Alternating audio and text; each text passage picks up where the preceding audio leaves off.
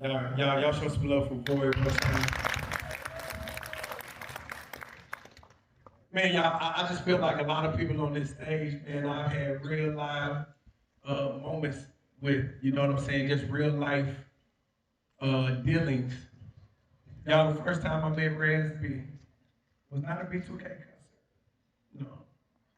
I don't know how this fool was at a club in Houston going through some beef. I said, what? Who's beefing? And they were like, Raz B. And I was like, I know you, man. But I said, well, Mondre Brooks be saying, I know you lying. That's what I said. And then, so, you know, that's how I actually built my relationship with Raz B. Just being a positive person in the time of this Trae. We used to be outside, boy. We used to be outside, boy. Okay, we'll talk about that another time. The way my radio endorsements are set up, that's the past life, okay? Won't he do it? All right. Raz, brother, you're a unique individual to be sitting on this stage because you've been dealing with the public spotlight since basically you were, how old do you think? 15, like a market, yeah. That's crazy. 15 years old. I'm 41 now. Why don't you say it like he old? That's crazy. That's crazy. Boy, black people do it to you every time. They say 41, y'all say, oh. Damn. 41 shit. Y'all like it was a bad thing. It was good. He made it to 41. Stop being like that. Thank you, Mom. It's that blonde hair, baby. He said, ooh, that dress so scandalous. We have to talk about my hair, too. We talked about it. He said, have at it, Raz. I said, hey, for you, brother. Hey, for you, how much has mental health played a part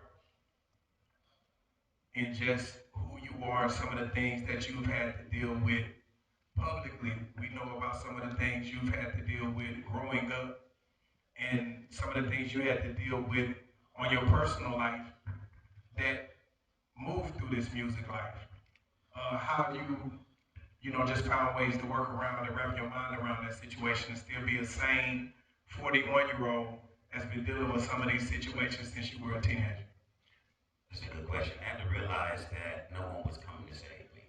I was given all the tools from Yahshua. I was given all the tools, but there's a lot of distractions that set up against society from what we eat, what we think, you know, what we hear. So I feel like when we're talking about mental health, we're talking about decision making, self-esteem, psychologically, our decisions. And I feel like a lot of these things around the world, shall I say distractions, play a very strong part in that, right? But that's when you have to be strong enough. A lot of us don't know how to be strong enough, right? Because we're constantly, you know, with stress and pressure, which builds depression, puts you in dark holes. So you have to learn how to, like Trae was saying earlier, how to react. Pivot and right? maneuver. Because 99% is how you react to a situation.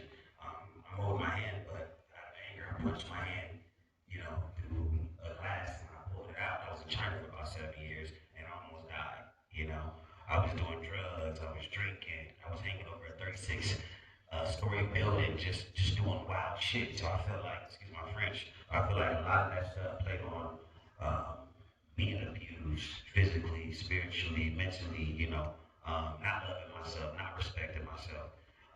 As I got older and I started to realize that I have to do the work. You know, there's been a lot of people that can tell me, hey, Raz, do this, go this way, go this way. You know, like Roy said earlier, touching the fires is sometimes you just gotta experience for you to know, like, this is not what I want. This doesn't feel good. You know what I mean? Give you a perfect example. I waited for about 16 years to put the group up to you. I waited for about 16 years, but I got. You said, what up, G? So Captain? Yeah. He just slaved it. So I waited for about 16 years. It was about 16 years since the group Reason Cables broke up, and we finally had put the tour back together, and I was very instrumental in doing so with securing the trademark to make sure all 4 of our names are in it. Finding the promoter was actually hometown, Houston grown. Shout out to Gary Goodrick, who believed in B2K.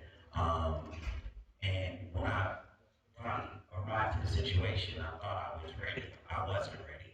I wanted to get kicked off the tour. A lost a lot of money, that put me in a complete depression, complete spiral. When I thought I was ready for the opportunity, I was not ready for the opportunity. So I really believe in your heart. It comes down to you. Like Voice said, he had to make the decision to put the lean down, put the pills down. You know what I mean? To say, hey, there's a bigger purpose and a reason to live it. So how do I deal with it now? I was honest with myself, you know, and I was like, you're a, you're you're an addict per se, you know what I'm saying, or you're an alcoholic, and you know what I mean. Like, there's nothing good came out of my drinking, especially like, okay, I can have some wine, keep it classy, right? But if I'm throwing them back, like you said earlier, I was in a situation in Houston. If y'all know what Houston is about, then you know this ain't a place you want to get into. So shout out to the big homies for looking out for me. But that's what I'm saying. That situation could have led to something else. I could have lost my life. I could have got beat up. You know, so really it comes to maturity, it comes to growth, and it comes to really humbling yourself. And like the OG said, Trae, you gotta really dig deep and find the God inside you, because He's in all of us, right? And we have the tools, you know, because when it gets hard, God's always gonna give us a way out. Come on, great answer. Y'all can do it. Man, if y'all ever had like a piece of paper. She left. All right. Come on, y'all. What big is she get up? Where's she at? All right, right here. 1, 2, 3. 1, 2, 3. Now everybody in the crowd come squeeze in. I want a picture with y'all. Now to the crowd. Bump for here. All right, SB, I'll see you on the luau. All right, yeah, man, I'm gonna come both. All right.